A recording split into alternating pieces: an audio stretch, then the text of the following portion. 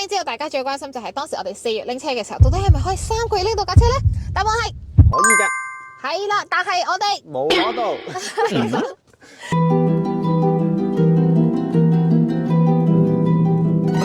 Hello， 大家好，我係 Y Y， 我係 Alex，今日我哋嚟到呢度，Toyota，即係代表咧，我哋終於攞車啦！等咗好耐啦，佢突然之間通知我哋 ，Go，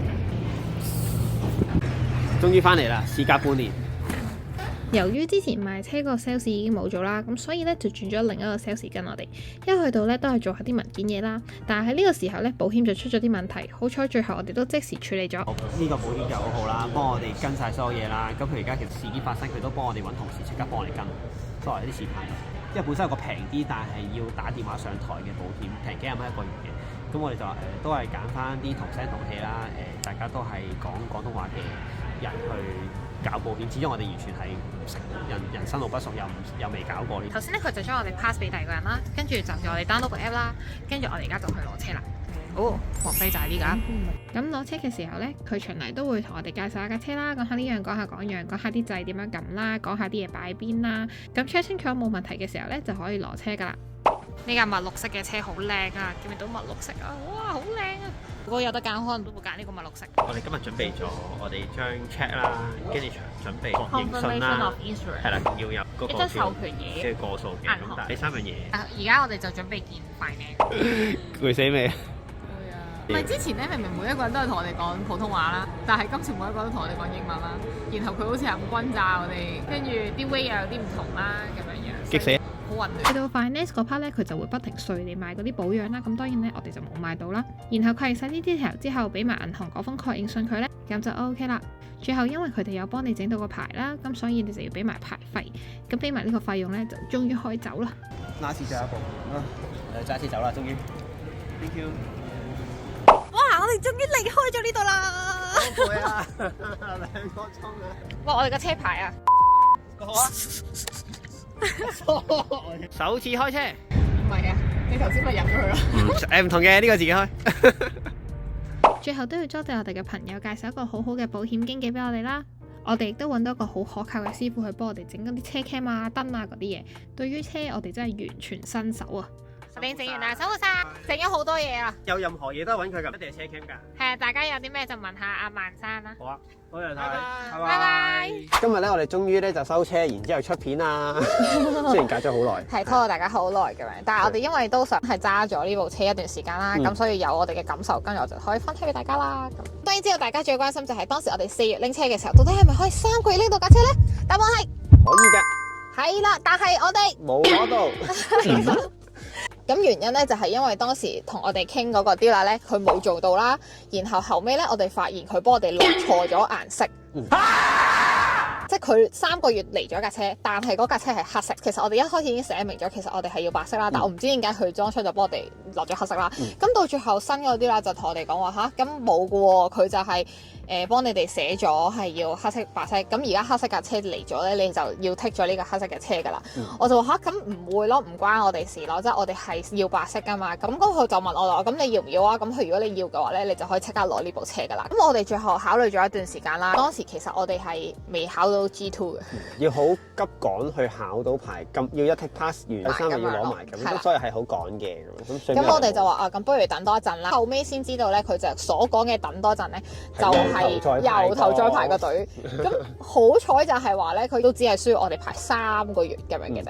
咁我都同佢講咗，喂，唔係喎，你其實係你哋嗰邊搞錯咗喎，咁冇理由要我哋去承擔㗎。你可唔可以快啲俾我哋架車咁樣？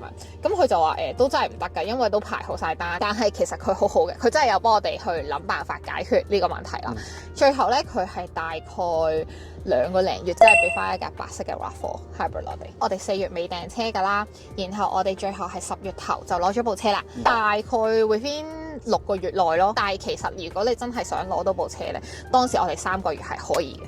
所以佢冇呃我哋嘅。直至到我哋10月攞車嘅時候咧，我哋有問佢話如果而家訂嘅話係需要幾耐啊？咁佢都係同我哋講話大概係3-4個月。而家唔知啦，咁但係大家可以打去問下咁樣。其實咧呢個速度咧，我哋應該係好滿意㗎啦。6個月內可以攞到一部全新車，其實係算係真係好好彩啦，我覺得。咁大家一定會好好奇，點解我哋可以咁快攞到部車咧？咁當然都有少少巧妙啦。我睇過啲人話如果要快啲有車咧，就要加配置啊，即係俗稱嘅食骨啦。咁由於本身我哋都自己想加一啲配置啦，咁可能就冇咗呢樣嘢，叫做逼我哋買一啲嘢。但係我哋唔係加好多，加兩嘢啫嘛。其實純粹就係加咗個防鏽同埋加咗個嗰啲遮色嗰啲 tint 咯。我哋連嗰個車嗰個保養嗰個我哋都冇買，即係雖然佢有係咁碎我哋買啦。咁我諗唔少原因咧係因為我哋本身咧係選擇咗 finance 呢架車啦。咁 finance 一般嚟講咧個息口就會高少少嘅。我哋算係冇乜 credit score 啦，然後我哋又冇一個好長嘅職業啦。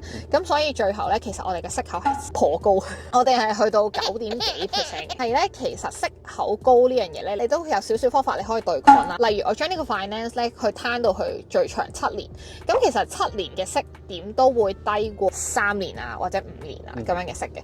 如果你本身係可以 pay off 呢件事嘅咧，攞咗架車之後就即刻同銀行講你 pay off 架車，咁你就可以直情免咗一個息，然後你可以因為 finance 呢樣嘢佢可以賺錢，佢哋就會有 commission 分，然後你就可以快速咁樣攞咗架車。咁當然你要問清楚啦。你嗰時就同我講啦，個月後之後就冇 penalty 噶啦。我哋再問翻唔同嘅車行嘅人啦，咁跟住佢哋就話其實6個月內你還都可以㗎，但係如6個月內還咗嘅話咧，佢就會冇咗 commission，所以佢唔會同你講話其實你係冇 penalty。實際情況你可以問翻銀行，呢個亦都係點樣可以令到你嘅息口撳得最低，而你可以最快攞到車嘅方法啦。當然啦，我哋本身單 payment 都俾得多嘅，我哋最後車價咧係大概即係連稅啊，連晒所有配置啊，各樣就4萬9咁樣啦。然後我哋單 payment 係俾咗2萬嘅，剩翻就可能3萬就係我嚟 finance。咁攞咗之後就你就可以 pay off 啦。咁但係你話如果我冇能力可以 pay off 到嘅，你咪還住啲先。然後咁總之就係最後嗰個息口乘翻你嘅本金就唔會真係太多咁樣。咁亦都講下點解我哋會選擇 finance 而唔係 lease 車啦。咁當然啦 lease 車嘅息口就會低好多啦。咁因為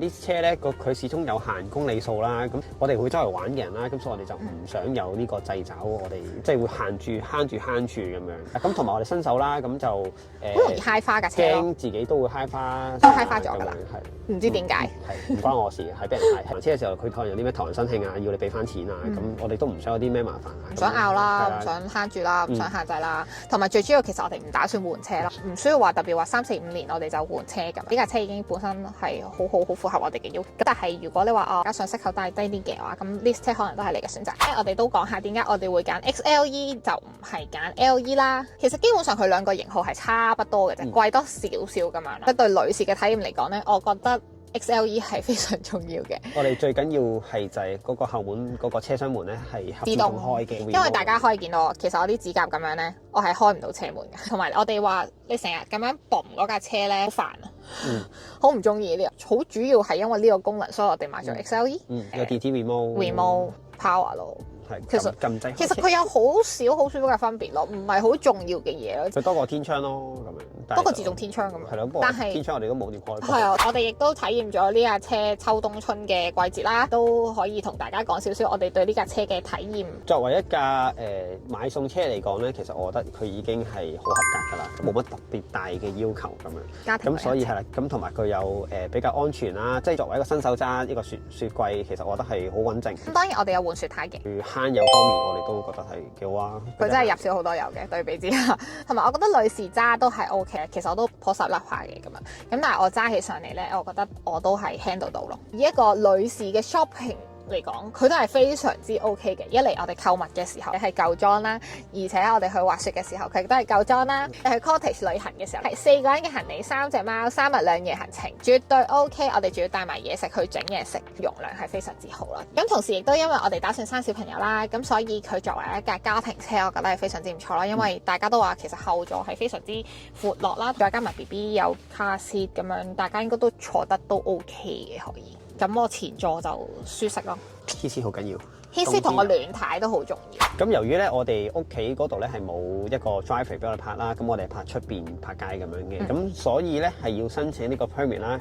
咁你詳情可以上網睇一睇，其實都好快搞掂。我一買咗半年嘅 permit 嘅，即係我唔知每個地方會有唔同啦。咁我呢邊年稅廿零蚊加一個月咁樣咯，咁其實都好抵嘅。唯一係要注意，可能你泊街，因為當然都好多偷車啊嘛。咁我自己就加咗牌鎖同埋個 brake 嗰個鎖，就鎖住兩個位咁樣。心安理得啲咯。盡做啦咁。泊停車場室內嗰啲都好，其實你都係有俾人偷車或者爆格嘅機會。咁唯有就係做多步，令到自己安心啲咯。有啲人會覺得鎖 brake 或者鎖軚好似好麻煩咁樣啦，但係其實有時有啲嘢係你做多一下就係嗰下。我慣咗啦已經。可能我哋有時去 supermarket，我哋落車已經會都即刻鎖，唔係話過夜先鎖啊。點都是但鎖一個咯。有時會咁諗，可能有人要搶你架車，咁佢上咗你架車，佢都即刻走唔到，因為你落住咗。同埋最好個車唔好擺啲咩貴重電子產品，唔好擺咯，因為佢哋而家啲人可以 detect 你架車有冇電子嘢。大家可能都會講話咁新車洗車，大家會點樣安排啊？咁我哋咧就唔係 join 呢個 petrol 嘅。因為我每日洗車啦，可能一污糟就洗一洗，一個禮拜洗一次咧，我就唔 OK 嘅。咁我就轉咗去每個月日日都可以洗嘅 plan 咁樣，咁就 SO嘅 Circle K 嗰度 join 嘅。咁當然佢係唔會好似 petrol 平到咁樣啦。咁但係如果你話同幾個人一齊 join 咧，係幾個人都可以每日洗車咁，佢個 plan 都可以相對地平少少咁樣咯。咁如果有興趣 join 我哋個 plan 嘅話，歡迎大家可以再平啲、再平啲、再平啲。中意洗車嘅朋友。咁今日呢條片咧就去到呢度啦。咁希望大家都可以買到自己嘅心水車，快啲買到，快啲到。咁中意我哋呢條片嘅朋友，記得 like、comment、subscribe 我哋嘅 channel。follow 埋我同 Alex 嘅 IG，我哋下次再見，拜拜。嘉影，咁呢個平時我落車咧就會落咗個軚啦，跟住咧就會用呢個插咗嚟之後咧拉一拉就 OK，咁佢就踩唔到 brake，佢就開唔到車。再同場嘉影，我哋落雪嘅時候，係咁就唔使自己入手。